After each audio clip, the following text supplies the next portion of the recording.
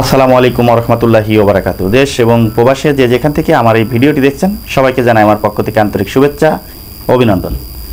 সুপ্রিয় দর্শক শ্রোতা, আপনারা জানেন যে ইতিমধ্যে এই আওয়ামী লীগ সরকার ক্ষমতায় যাওয়ার পর থেকে বিভিন্ন সামাজিক যোগাযোগ মাধ্যমে এবং বিভিন্ন মহলে কিন্তু একটা বিষয় খুবই আলোচিত।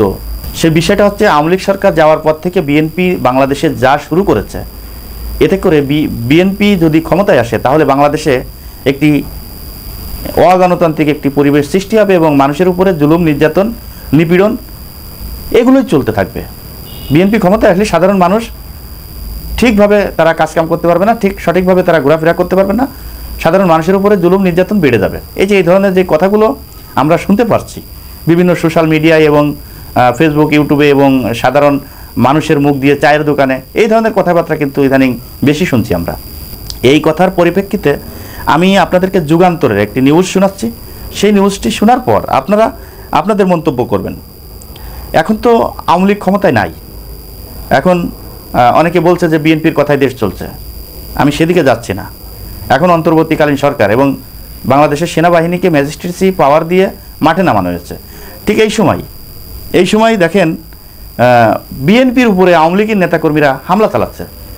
এই যে ঘটনাগুলো আপনারা দেখছেন, এই ঘটনাকে আপনি কিভাবে দেখবেন? যে এখন আওয়ামী লীগ ক্ষমতায় নাই এবং স্বৈরশাসক দল হিসেবে স্বীকৃতি পেয়েছে সারা বিশ্বের কাছে। ছাত্র জনতা গণ অভ্যুত্থানের মধ্য দিয়ে কিন্তু তারা দেশ থেকে পালিয়ে গিয়েছে।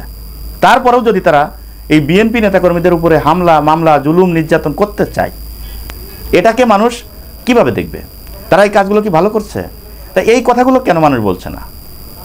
আমি যুগান্তরে যে নিউজটি আপনাদেরকে শোনাতে যাচ্ছি, রাজশাহীর মোহনপুর উপজেলায় এক আওয়ামী লীগ কর্মীর হাসুয়ার কোফে স্বেচ্ছাসেবক দলের নেতা সাদ্দাম হোসেন নিহত হয়েছে। এই যেই নিউজটা আপনারা দেখছেন, এই নিউজটা কি আপনারা অস্বীকার করতে পারবেন যে রাজশাহীর মতো একটা জায়গায়, যেখানে বিএনপি জামাতের একটি ঘাঁটি বললেই চলে, সেই সমস্ত জায়গায় আওয়ামী লীগের কর্মীর হাসুয়ার কোপে যদি বিএনপির কর্মী যদি নিহত হয়, তা এই দোষটা যদি আপনি বিএনপির উপরে চাপান, তা এটা কীভাবে হবে বলেন?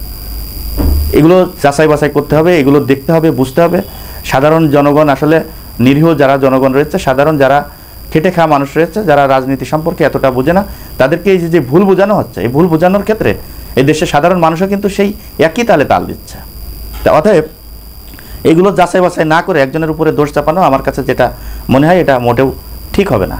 মাগুরার আরেকটি খবর এই একই নিউজে বলা হয়েছে যে মাগুরা শ্রীপুর উপজেলায় সন্দালপুর গ্রামের স্থানীয় বিএনপি ও আওয়ামী লীগ সমর্থিত দুই পক্ষের সংঘর্ষে অন্তত 15 জন আহত হয়েছে। এ সময় অন্তত 10টি বাড়ি ভাঙচুরের ঘটনা ঘটেছে। দর্শক, এই সময় আপনি বিএনপির সাথে কেন আপনি যুদ্ধ করতে যাচ্ছেন?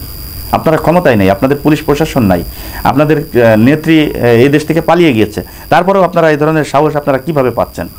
এই ধরনের কার্যকলাপ আপনারা করবেন আর বিভিন্ন মানুষের কাছে বলবেন যে বিএনপি ক্ষমতায় আসলে তারা দেশের মানুষকে বাঁচতে দিবে না। এই ধরনের অপপ্রচার চালাবেন।